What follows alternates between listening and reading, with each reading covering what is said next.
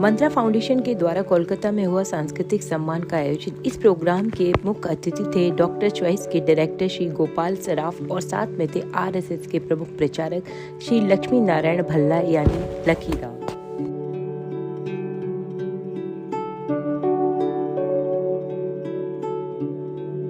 मंत्रा foundation की founder प्रज्ञा झुंझुनवाला और president विभोर टंडन जी ने बताया कि सामाजिक लोगों को लेके वो बहुत ही अच्छा कार्य कर रहे हैं और सभी का सहयोग उन्हें भरपूर मिल रहा है। सांस्कृतिक सम्मानों में से विशेष रूप से शैलेश बागड़ी, पिनाकी गंगोपाध्याय, बप्पा भौमिक, रश्मि तापड़िया और साथ ही दुर्गा पूजा में जो लोगों ने प्रमुख भूमिकाएं निभाई थी उनको भी सम्मानित किया गया, जिसमें से प्रमुख संस्थाएं थी सुरुचि संघ, शॉर्टलेग, एके ब्लॉक, बेहाला यंग मैन आदि लोगों को सम्मानित किया गया। कार्यक्रम को संभाला अतुल सिंह, मायावती खेमका, ईला खंडेलिया, रेखा जैन।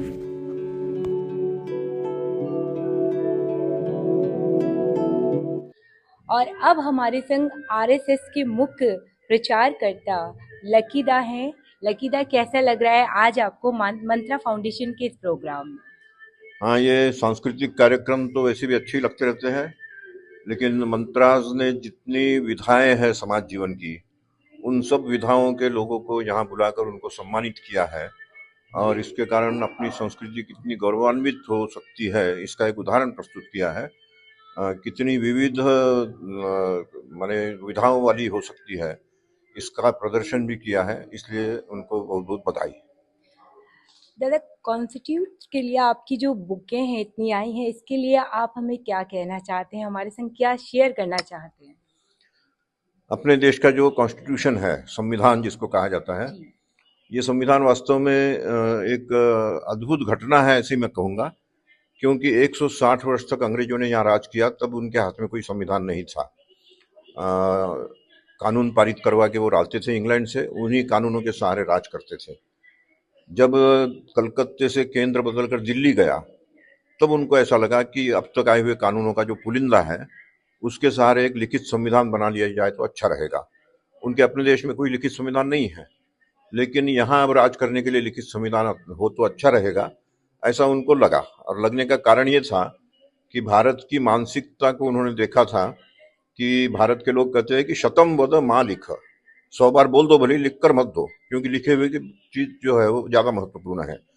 तो इसलिए लिखी हुई चीज को ज्यादा महत्व देते हैं, तो इसलिए इसको लिखित रूप में हम यहाँ के जो कानून है उसका एक संविधान बना लिया जाए, ऐसा सोचा। और 1935 में उन्होंने उसी संविधान के सहारे यहाँ राज करना शुरू भी किया। अपने देश का सौभाग्य ही कहना होगा कि 1939 में द्वितीय विश्व युद्ध शुरू हुआ और उस विश्व युद्ध में इंग्लैंड जो है उलझता गया, उसके कारण उनकी आर्थिक स्थिति गड़बड़ा गई और अंततः उनको ये तय करना पड़ा 1946 में जब युद्ध समाप्त हुआ तो उन्होंने ये तय किया कि अब बाकी सब देश छोड़ो और अपने देश को संभालो।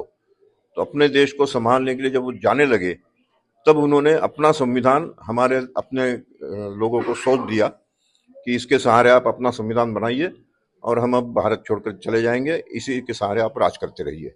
तो इस प्रकार से जिस देश का अपना कोई एक अक्षर का भी लिखित संविधान नहीं है, उस देश से छुटकारा पाने के लिए हमें दुनिया का सबसे बड़ा संविधान लिखना पड़ा।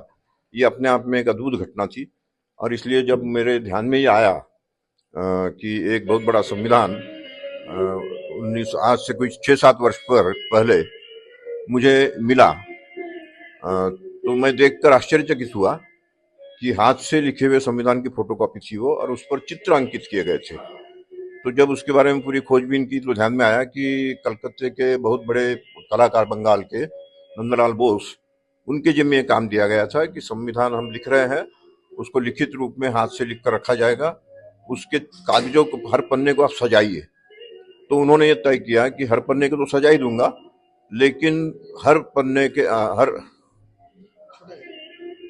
हर भाग का पहला पन्ना जो है उस पर एक चित्र भी अंकित करूंगा। और इस तरह से उन्होंने 22 भागों पर 28 चित्र अंकित किए और उन 28 चित्रों का क्या महत्व है, क्या उसके पीछे भाव है, उसी की व्याख्या करते हुए मैंने जो पुस्तक लिखी, वो पुस्तक जो है वो कई लोगों के लिए एक नई चीज थी। इसलिए मेरा एक नाम हो गया कि संविधान पर मैंने कुछ काम किया है, बस इतनी बात है। और अब हमारे संग जो आज का सांस्कृतिक सम्मान हो रहा है उसकी मंत्रा फाउंडेशन के द्वारा उसकी फाउंडर हमारे साथ है प्रज्ञा झुंझुनवाला जी। तो क्या कहना चाहती हैं इस प्रोग्राम के लिए, आज जो इतना सुंदर तरीके से हिंदी माध्यम से सब जोड़े हैं आपने? देखिए, मंत्रास फाउंडेशन का एक ही ध्येय है कि किस तरह समाज में समरसता बढ़े, किस तरह हमारा समाज जुड़े और एक होकर एक साथ एक शक्ति बन के उभरे। तो हम लोगों ने कई प्रयास किए हैं। हम लोगों के अलग अलग इनिशिएटिव्स हैं, women empowerment, skill development, youth empowerment. अभी हम लोगों ने हाल में ही पर्यावरण के ऊपर भी बच्चों को बहुत प्रोत्साहित किया, एनवायरमेंट क्विज किया फर्स्ट टाइम। हम लोगों ने दुर्गा पूजा में एनवायरमेंट फ्रेंडली दुर्गा पूजा को सम्मानित किया। तो उसी श्रृंखला में जब तक हम लोग अपनी संस्कृति को नहीं सींचते हैं, तब तक हमारी जो सांस्कृतिक धरोहर है उसकी विरासत हम लोग को पता नहीं चलती। संस्कृति एक बहुत बड़ा माध्यम है जिससे हमारा पूरा भारत एक माने यूनिटी इन डाइवर्सिटी जिसको हम लोग कहते हैं। तो डाइवर्स अलग अलग कल्चर होते हुए भी हम लोग की यूनिटी इसलिए है क्योंकि हम लोग के संस्कार और संस्कृति हम लोग को एक स्पाइन की तरह जोड़े रखती है। और बंगाल संस्कृति का एक बहुत बड़ा केंद्र है। यहाँ से कवि गुरु रविंद्रनाथ ठाकुर, स्वामी विवेकानंद, सिस्टर निवेदिता, श्री औरोबिंदो, कई ऐसे लोग हुए हैं जिन्होंने हमारे कल्चर को बहुत तरह से उभारा है और जोड़ा है।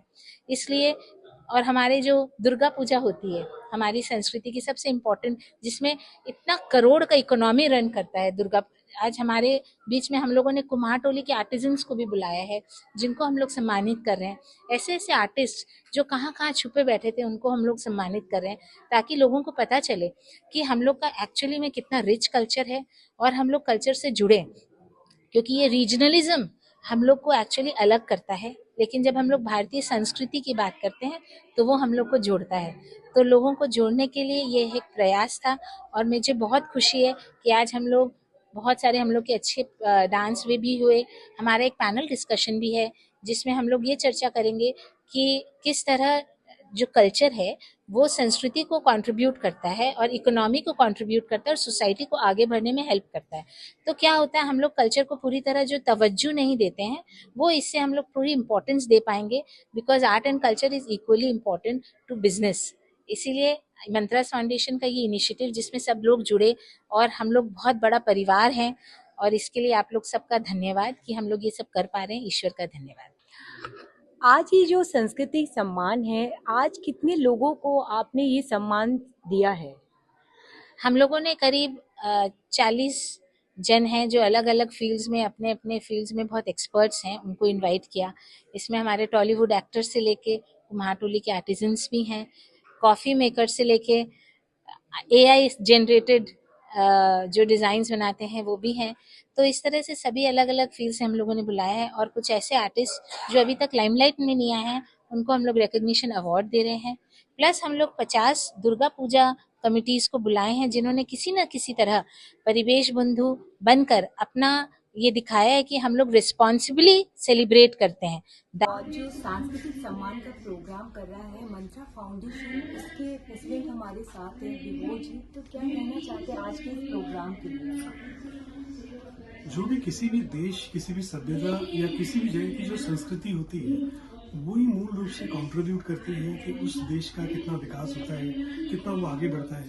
और इसीलिए हमारा ये जो उद्देश्य है कि आज का ये जो संस्कृति प्रणाम है, हमारी संस्कृति को फोकस करना, उसकी वैल्यूज़ के बारे में बात करना कि किस तरह से वो ओवरऑल डेवलपमेंट में, भले वो इकोनॉमिक डेवलपमेंट हो, सोशल डेवलपमेंट हो, उसमें किस तरह से वो कंट्रीब्यूशन कर रही है और हम लोग किस प्रकार से अलग अलग वर्ग के लोगों को उसमें इन्वॉल्व कर रहे हैं और अलग अलग वर्ग के लोग उसमें अपना जो कंट्रीब्यूशन है वो दे रहे हैं। और इसीलिए हम संस्कृति सम्मान को ऑर्गेनाइज कर रहे हैं। मंत्रा फाउंडेशन का मेन उद्देश्य क्या है? मंत्रास फाउंडेशन बेसिकली एक सोशियो इकोनॉमिक डेवलपमेंट ऑर्गेनाइजेशन है और उसका उद्देश्य है socially, economically and in overall manner development of the country and the society. तो अभी हमारे साथ हैं, मेरे पीछे आप जो देख रहे हैं, डॉक्टर चॉइस के डायरेक्टर श्री गोपाल श्राफ जी। कैसा लग रहा है आज आपको यहाँ आके? और ये जो डॉक्टर चॉइस 40 साल से अपनी ऑयल की जो फैक्ट्री आप इतने अच्छे और इतने अच्छे तरीके से लोगों तक पहुँचा रहे हैं, क्या कहना चाहते हैं? धन्यवाद। डॉक्टर चॉइस के अंदर में हम लोग mustard oil, soybean oil, sunflower oil और राइस ब्रान ऑयल हम पब्लिक के पास में स्वच्छ तेल को पहुंचाने का चेष्टा करते हैं। उनका हेल्थ सही रहे हमारे तेल के द्वारा। हम चाहते हैं कि अच्छे से अच्छा तेल पब्लिक के पास में पहुंचे और मूल्य उसका एकदम बढ़िया हो। अभी हम डॉक्टर चॉइस में तेल पे ही फोकस कर रहे हैं। ये 4 तेल ही अभी हमारा फ्रंट लाइन पे है। जैसे कि हम अपने डॉक्टर चॉइस ब्रांड के अंदर में sunflower oil, mustard oil, soybean oil और राइस ब्रान ऑयल हम इसके अंदर में स्वच्छ तेल पैक करते हैं और पब्लिक के पास में हम पहुंचाते हैं इसको।